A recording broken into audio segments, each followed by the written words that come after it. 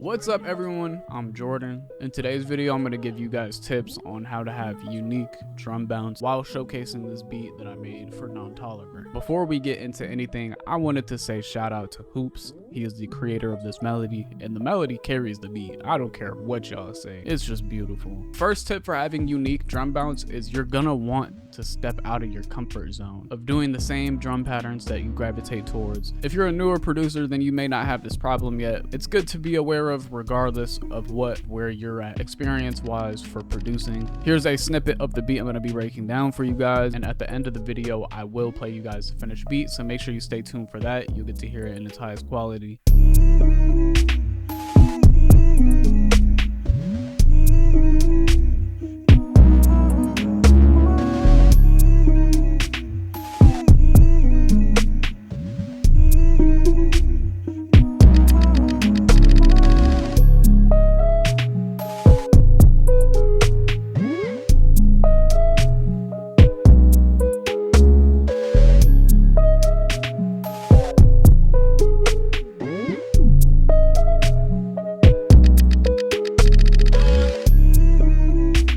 So you can already hear that there's a lot of layers in this drum pattern. It's not necessarily complicated. It just has a lot of character, I would call it. A lot of personality. This beat is a lower BPM. You can see we're at 111 BPM. So I want to go over a few things. I feel like the most common thing I see in producers where they get a bit comfortable is the hi-hats. The hi-hat patterns are almost always a two-step. Two steps are a staple. There's nothing really wrong with it.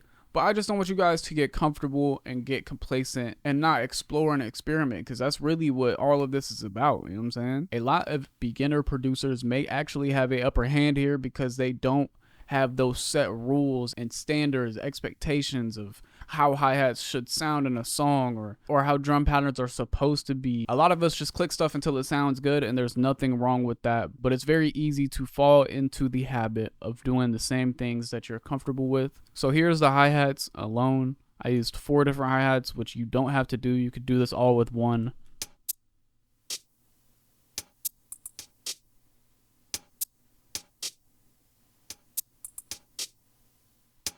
But you see how I used multiple hi-hats, left a lot of space because I wanted to use a lot of other drums to kind of fill the air. I didn't want it to just be a consistent two-step and then add a couple percs here and there. I wanted to make sure I had space for everything that I wanted to add. And that's another thing that I wanted to cover is leaving space. You want to leave space. You can see the 808s. I'm not going to play you the full pattern of each hi-hat, but you can clearly see that each hi-hat pattern has a purpose. I don't know why that one cut off there. I don't think it was supposed to be like that, but I'm going to leave it. Another thing is accidents will also be blessings for you guys sometimes. Sometimes you'll do something accidentally and it sounds fire. You'll notice that happens to a lot of great artists, producers, musicians, is they'll accidentally stumble upon an idea that sounds really cool that they wouldn't have tried originally.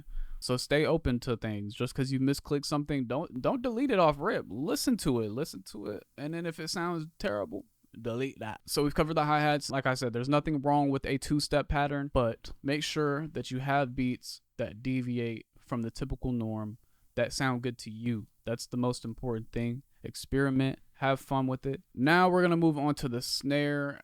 We have 2 snares layered, and the snare is pretty much the heart of the drums. Kind of keeps the rhythm going. We have a snare and a clap from a Does Right drum kit, and then we have a BWB snare as well. I probably used 5 or more drum kits to make this one drum pattern. And you don't have to do that. That's not the point of this video, but it definitely helps. It gives you more options. It gives you more possibilities. So make sure you have a variety of drums to choose from. And if you're lacking drum sounds or you don't know where to find them, we just dropped 2 new drum kits on my website. The Cool Man Glimpse drum kit with over 900 sounds, a very amazing option. It has over 200 808s alone. So if you're looking for a place to start, that would be a good place. And I also just dropped my Overflow drum kit with more unique sounds that I created using guitar pedals. Anyways, back to the video. So this is the snare pattern that we came up with. We have this main snare here.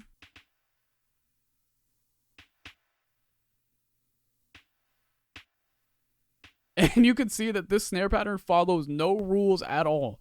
Typically, you would have one snare on this one note throughout the whole thing, and it would just be consistent, right? But that's not what we decided to do. We decided to add a double snare in the beginning, a double snare here as well, but a different timing.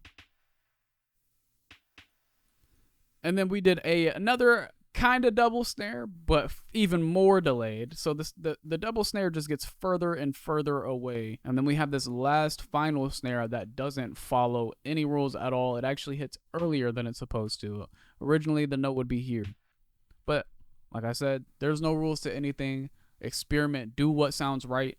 And then we added this cool little snare layer here where it's basically no snare on the first part where it originally would be. It would originally look like this, but there's no snare there. We deleted that and we layered it with the clap. If you're wondering which kit it's actually from a Desright sample pack that was probably on Splice, so I don't know what it would be called. It doesn't even say it in the folder, but shout out to Desright. And then for our main snare, we have this BWB X Nino High Life drum kit. Shout out to them. So we have the staples of the movement and the groove. Let's play it all together and hear what we have so far. This is how it sounded when I was creating it.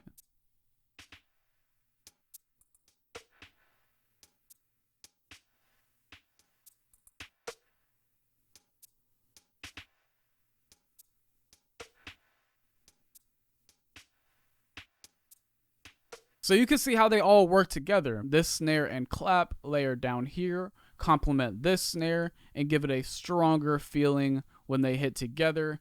And this snare pattern on the top here complements by filling the gaps that the other snare and clap do not cover. You can see that this snare has notes here, whereas this pattern doesn't, as well as here, and it doesn't below here, and it just repeats basically. There's room for each other, they complement each other, and they work together. Most importantly. Next is some of my favorite parts. I love this perc. I'm not sure where it's from, but let me find out.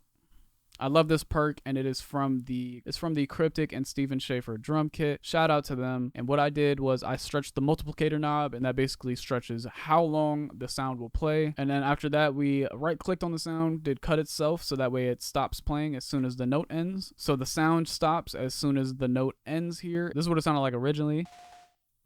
We stretched it to 171.71% with the multiplicator knob, stretching the length of the note. And I did that because this perc sounds like a perc roll, almost like multiple hits of a percussion.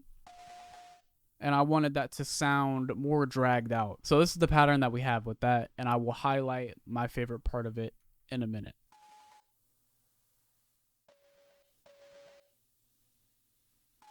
So you probably heard my favorite part. I love adding these little glide notes for my percs. When you just season it in there a little bit, it can sound so fucking refreshing and so nice. And you can find new sounds with it that you would have never thought existed. And to do that, all you do is place down a note, double click it, go to this little ramp icon, and make sure that the button is clicked. You know what I'm saying? Make sure it's turned on. And then boom, you have your slide note. Now, when you make these slide notes, you're going to want to place them under a current note. So you can see that this glide note, it has that little ramp icon at the end still, is under an actual note, like an actual place note. If you play the glide note by itself, it won't make any noise. It needs a note to glide. So this top note is the actual note, and this G sharp is the note that it's going to glide to. If you listen to the G sharp,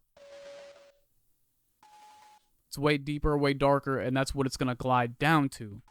And the length of the glide note is going to determine how long it's going to take for it to glide to that note. So if I made it short, it will glide to that note faster. If I make the glide note longer, it's going to take longer to get to that glide note.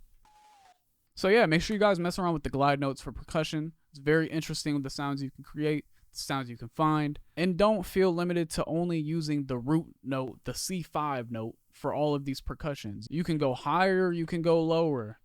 Just experiment what sounds the best to you, what fits the vibe you're going for. Trust your own judgment. Next, we added this rim, also from Cryptic and Shaven. Also added... Holy fuck! Next, we added this rim from Cryptic and Steven Schaefer's drum kit. It's kind of like a little transitional roll, and this is what it sounds like. So you can see that I not only messed with the velocity here, and how I did this was I control left click drag to select the end of it, and then I right click and dragged down and basically it will create this ramp, and that makes it a bit quieter the further down you go when you right click, but you can also right click and go up. In this case, we went down to soften how it sounded. But not only that, we went under this note properties section, went to note pan, and then we drew these little lines here. This part may look a bit complicated, but really all I did was, if you left click up, this is going to be in your left ear. If you left click down, that's in your right ear. If you leave it on the center line in the middle, you can see there's a center line in the middle here, then it will just play in both equally. So we have left, right, right, middle, left a little bit more, consistently left, then it goes middle with a slight deviation down to a little bit of the right ear again, back up to the left ear, back down to the right ear. Pretty heavily. You'll be able to hear it at the end of the video. So make sure you stay tuned for that final listen so you get to hear all the ear candies and all the attention to details that were put into this beat. So far, we have this pattern.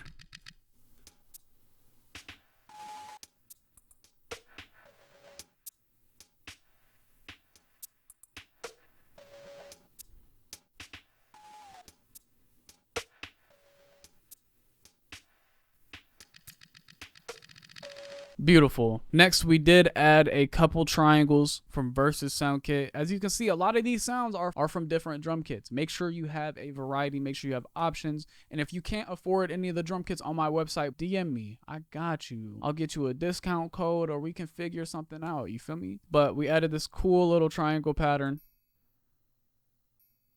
Just a little double hit, and then we added this other triangle. Let me see where that is from. Also from the Versus sound kit. So this one is very much so a darker, more wet sounding triangle pause, but it all comes together. So next we did the 808, and this is from a Cryptic drum kit. I'm not even sure where. I don't remember where this is. I think this was a free drum kit he dropped at some point during Christmas. I don't know if it still exists, but the point still stands of using different people's drum kits.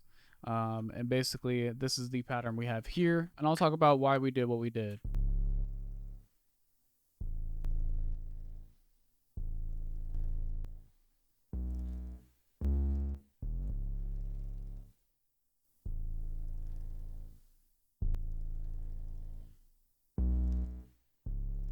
All right, so we have a very simple opening just to like kind of let the Percs and Snares have their own room. As you can notice, we don't have a very fast pace like typical 808 pattern.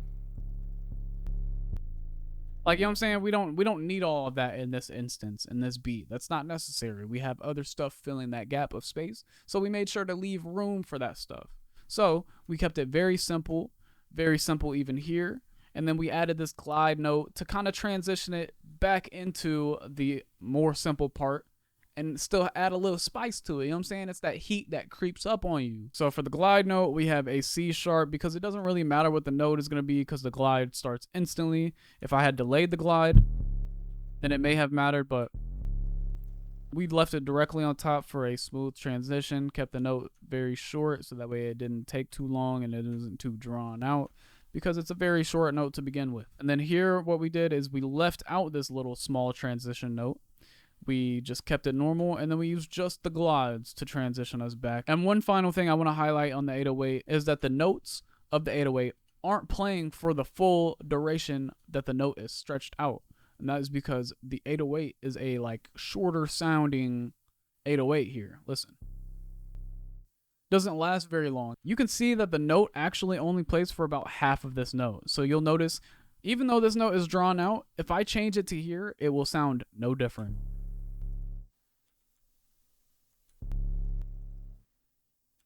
And that's because the MP3 file of the 808 is actually just shorter, which works in our favor here. It leaves more room, it leaves silence that we can choose to fill, or we can choose to leave silent, and over time you will learn to balance things. I don't know if you're like me, but it took me a very long time to not overcomplicate things, and some people may even say that this is an overcomplicated beat, that a lot of these elements maybe don't need to be in it, but I beg to differ, and that's what makes me unique compared to them. You know what I'm saying? The most important thing is making what you enjoy, as well as something that's not too consistently overbearing. It's fine to have complicated beats, it's fine to have complicated drums. You just need to make sure that there's room for whatever you're doing, and that it shines in its own section, and that every sound is working together. So next we have a kick, and we don't have the kick on the 1. like we typically would. You can see we have a 3 pattern and a 2 pattern, and this is what it sounds like.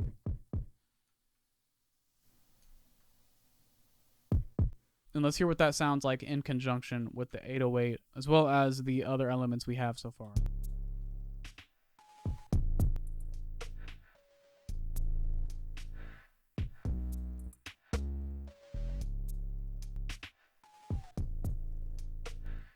And do you hear how this 3 actually kind of gives more bounce, more energy to this simple 808 section area? And then for this 808 section where it starts getting a bit more complicated, this double kick leaves room.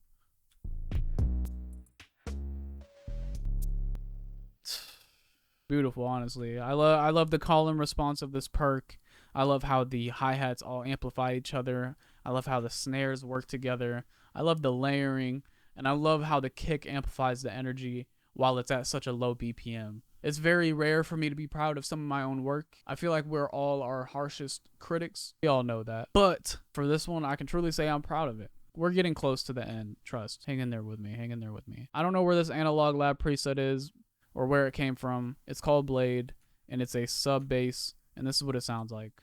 So it's basically layered on top of the very end of each 4-bar, and this is what it sounds like.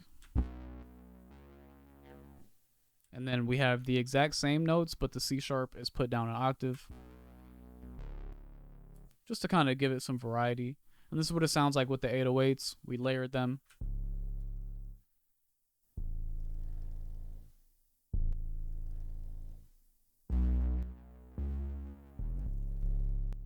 Another reason I think this works is because, again, like I mentioned earlier, the 808 doesn't play for the full duration that the note is dragged out. So there's silence on these notes. And this synth bass plays for the entire duration. So during that silence of when the 808 is no longer playing, that short 808 is no longer playing towards the end, this synth bass carries it. You hear how it continues. Like the 808 stops playing around this section right here. This is probably the true length of the 808 note. But the synth bass plays the whole time. Again over here.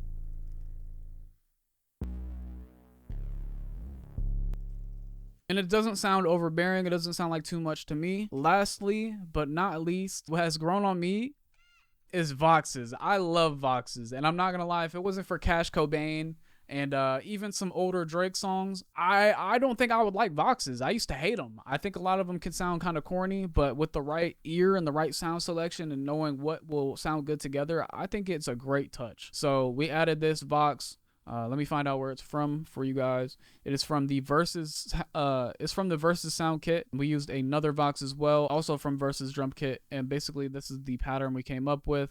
It's a very. It comes in very scarcely throughout the beat, but it's just such a nice touch in my opinion. And then we have this last one. And you can see that I also control when things are playing together. I don't have the Voxes in the beginning, so that way there's a new, refreshing ear candy that you can listen to when you get about 16 bars in. The synth bass gets taken out, which is also something that I think is underrated, is when sounds are taken out. That makes a new section of the beat sound refreshing. You don't have to always add things to make things sound refreshing, to make a new section sound refreshing. You can actually reduce things, which is probably the better option most of the time. So we have the opening drop. And then we move into this next section right here.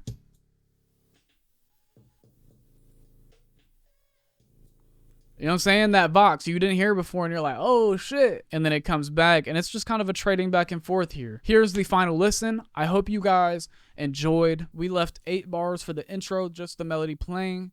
Then we drop it in with not every drum element that we have. I think that's a key thing to remember, is to not give away all of your sauce in the beginning.